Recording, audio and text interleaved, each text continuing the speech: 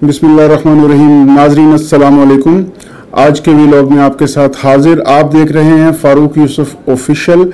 आज हम बात करेंगे पाकिस्तान में on going latest political situation के ऊपर, जो कि बहुत टेंस दिखाई देती है। नाज़रीन, अगर पिछले 2 माह की डेवलपमेंट्स के ऊपर गौर करें तो मेरे ख्याल में पिछले 2 माह में जितनी शॉट्स, जितने पाकिस्तान तहरीक इंसाफ ने मूव्स किए हैं, उनमें वो खातर ख्वाह कामयाब नजर आते हैं। गो के एक मौके ऐसे भी है जब पीटीआई को पीछे हटना पड़ा, या ये तासुर बना कि पीटीआई पीछे हट रही है या पीटीआई कमजोर पड़ रही है और उनका एहतजाज भी कमजोर पड़ रहा है। लेकिन कमाल महारत से पाकिस्तान तहरीक इंसाफ के जो इस वक्त जेलों से बाहर क़यादत है, उन्होंने वन वे और द अदर जो उनकी जो पार्टी की जो फॉलोअर्स हैं, उनके जो वर्कर्स हैं, उनको उन्होंने गरमाए रखा और उनको बेहतरीन इस्तेमाल कर पाए। अगर गौर करें तो पाकिस्तान का जो नुकसान हो रहा है, उस नुकसान का खमियाजा आने वाले कई सालों तक पाकिस्तान को भुगतना तो पड़ेगा। और ये भी बात बिल्कुल दुरुस्त है कि इस वक्त अवाम की महंगाई की वजह से चीखें निकल रही हैं। इसमें भी दो राय नहीं कि बहुत सारे लोग, पाकिस्तान की एक बड़ी अक्सरियत ये समझती है कि जो गुज़श्ता इलेक्शन था उसमें बारी पाकिस्तान तहरीक इंसाफ की थी और जो पॉपुलर वोट था वो पाकिस्तान तहरीक इंसाफ के साथ था। जो कैंडिडेट थे वो भी पाकिस्तान तहरीक इंसाफ के ही जीत रहे थे, लेकिन उनको एक कमाल महारत से हरा दिया गया और फॉर्म 45 और फॉर्म 47 का एक ऐसा वावेला चला कि जो अब रुकने का नाम नहीं ले रहा। और नाज़रीन, अगर इसी तरह की प्रीवियस किसी सिचुएशन के साथ आप इसको कंपेयर करें और इस बात को आप वेट करना शुरू करें कि क्या साबका तजुर्बे में पाकिस्तान तहरीक इंसाफ जब उन्होंने इसी तरह की एक मूव खेली तो उसमें उनको कितनी कामयाबी हुई, तो आप याद कर लीजिए 2013 का धरना। 2013 और 14 में जो पाकिस्तान तहरीक इंसाफ की सियासत थी धरने की, जिसमें उन्होंने गालिबन चंद हल्के खोलने, 4 हल्के खोलने की बात की, और वो जो 4 हल्के खोलने वाली बात थी और उसके नतीजे में जो एक एहतजाज शुरू हुआ, उन्होंने एक धरना दिया और यानी उस वक्त पाकिस्तान तहरीक इंसाफ बड़ी कामयाबी के साथ उभरी, जिसके ऊपर इल्ज़ाम यह था कि उस वक्त की establishment actually project Imran Khan पे काम कर रही थी और उनकी सपोर्ट की वजह से वो इतने ज़्यादा लोगों को इकट्ठा कर पाए, जिसमें कहीं कहीं कभी कभी एक सच भी नजर आता था। लेकिन यह भी सच था नाज़रीन के पिछले 30, 35, 40 साल से यूं समझ लीजिए कि पाकिस्तान की आवाम मायूसी और नाउमीदी का शिकार थी। उस वक्त की तमाम जमहूरी कुव्वतों से वो दिल बर्दाश्ता हो चुके थे और अनफॉर्चुनेटली जब कभी भी 58B2 की मदद दी गई या किसी फौजी ने आकर हुकूमत पे, इक़्तिदार पे कब्जा किया, तो उसे अवाम की पॉपुलैरिटी साथ मिल गई। उसकी वजह यह थी कि जो जमहूरी हुकूमतें थी वो उस तरह से परफॉर्म नहीं कर पाई, वो डिलीवर नहीं कर पाई। अक्सर मैं ये लोगों को बताता हूँ और ये मेरी ज़ाती राय है कि पाकिस्तान में शायद फौज उतनी रिस्पॉन्सिबल, उतनी जिम्मेदार नहीं इन क्राइसिस की जितने हमारे सियासतदान खुद हैं। उसकी वजह यह है नाज़रीन कि अगर तहरीक पाकिस्तान और उसके बाद पाकिस्तान क़याम पाकिस्तान और उसके बाद से ऑनवर्ड देखा जाए तो जो हमारी सियासी क़यादत थी उसको ऊपर पाकिस्तान की आवाम ने बहुत ट्रस्ट किया, उनको बार बार वोट दिए, उनको टैक्सेस का पैसा दिया कि आप इस हुकूमत को चलाइए, लेकिन वो तमाम के तमाम हर दफा नाकाम हुए और उस पैसे को भी ज़ाया किया, मुल्क पे कर्जे भी चढ़ाए, तरक्की भी नहीं हम कर सके। अच्छा, अब जब ऐसी सूरत हाल होगी नाज़रीन तो देखिए जो अवाम है, जाहिर बात है वो किसी निजात दहिंदा की तरफ देख रही होती है। ऐसी सूरत हाल में वो चाहे अयूब खान का मार्शल्लाह हो, चाहे ज़ियाउल हक का मार्शल्लाह हो, देखिए इन सियासतदानों ने क्राइसिस पैदा किए और फौज के आने का रास्ता हमवार कर दिया। फौज आ गई। तो अब आप ये नहीं कह सकते कि उसके लिए सिर्फ फौज इक़्तिदार के लालच में फौज इक़्तिदार पर कब्जा कर लिया, बल्कि अगर हमारे सियासतदानों ने इस मुल्क में डिलीवर किया होता तो जिस तरह से टर्की में वहां की अवाम टैंकों के सामने निकल आई और उन्होंने अपने एक जमहूरी वजीर आजम का भरपूर दिफा किया, ना सिर्फ दिफा किया, वो पूरे प्रोटोकॉल के साथ, पूरी हिफाजत के साथ बैरूनी मुल्क दौरे पे गए और वापस आए हुए और आके उन्होंने उसी तरह अपने इक़्तिदार को कंटिन्यू किया और उस साजिश के ताने बाने बनाने वाले जितने जर्नैल, फौजी और दूसरे आलाकार थे उन सबको मुंह की खाना पड़ी, वो अरेस्ट हुए, उनको सजाएं हुई और उसमें भरपूर तरीके से अवाम ने उस हुकूमत का साथ दिया, पूरी इंतजामिया या पूरी फौज ने उनका साथ नहीं दिया। तो अवाम की ताकत एक बहुत बड़ी ताकत है और वो ताकत उसके साथ खड़ी होती है जिसने उनके लिए कुछ किया होता है। जबकि हमारी बदकिस्मती ये थी कि हर इलेक्शन में अवाम को खिलौना समझा गया और उनसे वादे कर लिए गए, जलसों में तकरीरें हो गई, मैनिफेस्टो उनको दे दिए, वोट उनसे ले लिए गए। दौरान इलेक्शन सिर्फ उस 2, 4, 10 दिन में उनको बार बार जफ्फियां डाली गई, उनके खानों पे, उनकी दावतों पे, उनके घरों में चक्कर लगाए गए, उनकी मिन्नतें की गई, खुद को अवामी खादम कहा गया, ब्ला ब्ला। और उसके बाद जिस दिन हमारे वो नुमाइंदे इक़्तिदार के अवानों में पहुंचते तो तोता चश्मी अरूज पर होती और वही कारकुन जब उनसे मिलते तो हमारे वही जो नुमाइंदे थे अवाम से हाथ तक मिलाना पसंद नहीं करते थे। तो ऐसी सूरत हाल में नाजरीन देखिए कब अवाम फिर साथ देती है। अवाम तो साथ देगी उसका ही जो उनके खिलाफ आएगा। और हमारी बदकिस्मती कि उस वक्त की ऑपोजिशन भी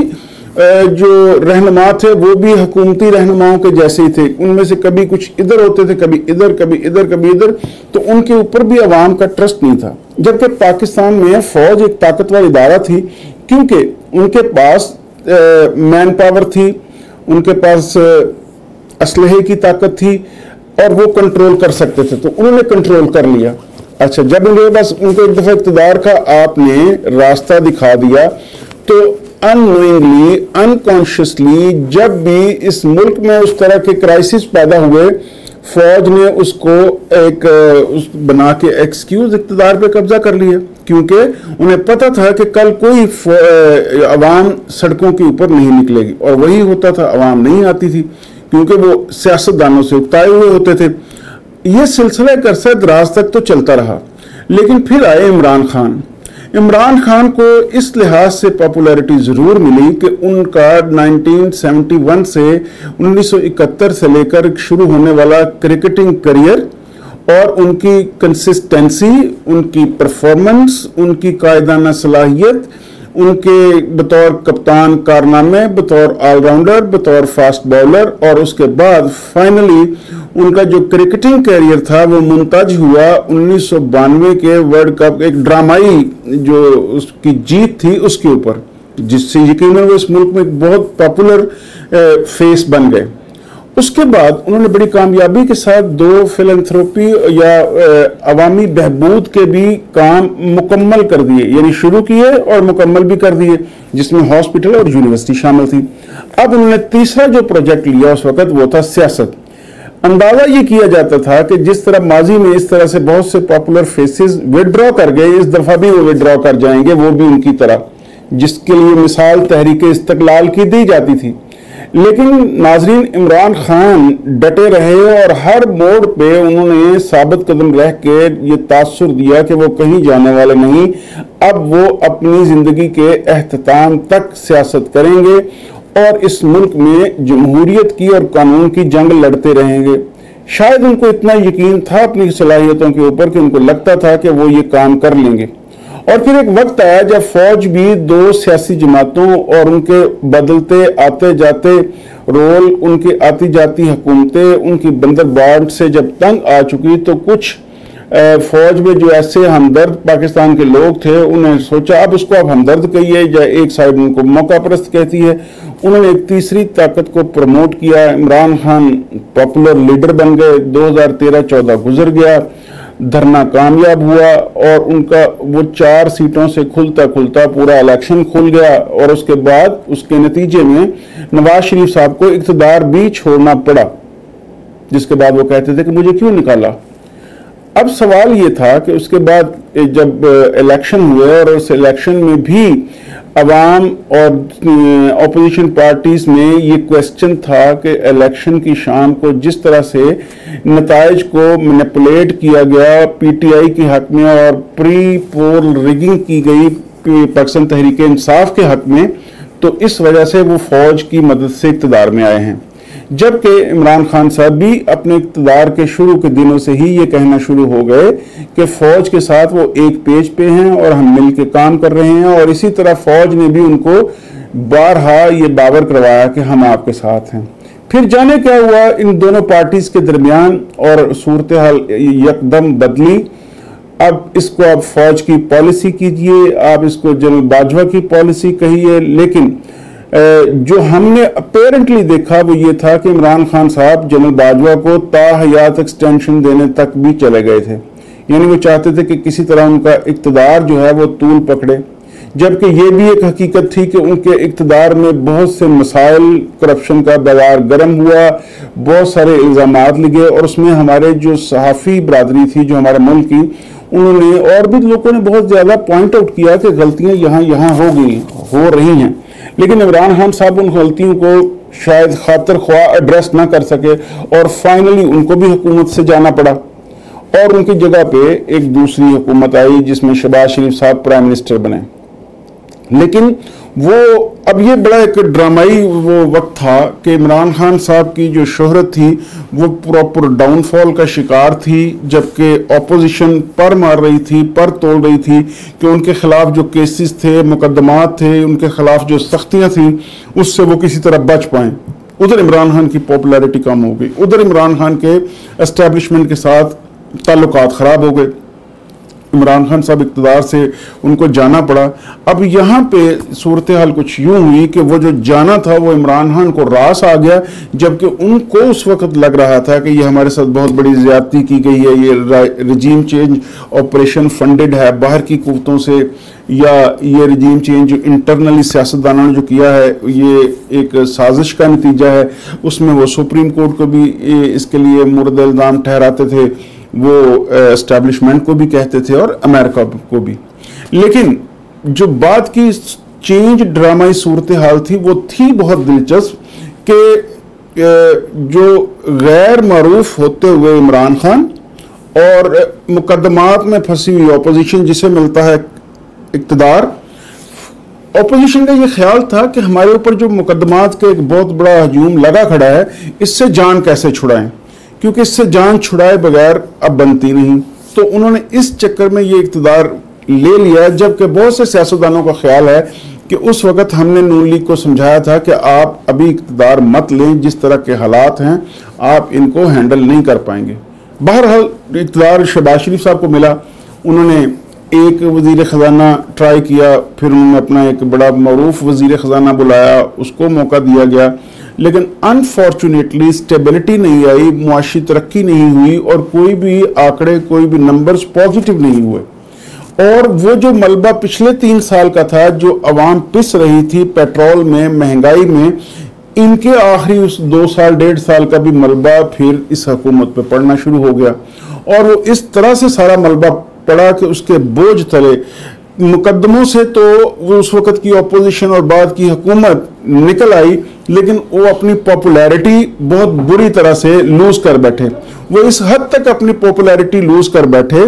कि कोशिश के बावजूद उनके पास कोई तरीका नहीं था कि वो अपनी उस गिरती हुई पॉपुलैरिटी को रोक पाएं, और फाइनली इलेक्शन को देर करते करते आखिरकार उनको इलेक्शन करवाने पड़ गए। उस इलेक्शन में अब फिर वही फार्मूला रिपीट हुआ। अब की दफा पाकिस्तान तहरीक इंसाफ का ये ख्याल था कि उनका जो वोट है वो दूसरी तरफ शिफ्ट किया जा रहा है, इस वक्त की वो पॉपुलर सियासी जमात हैं, अवाम की भी यही राय थी। और कई एक तासुर ऐसे बने जिससे ये पता लगता था कि वाकईतन पाकिस्तान तहरीक इंसाफ को बहुत वोट पड़े हैं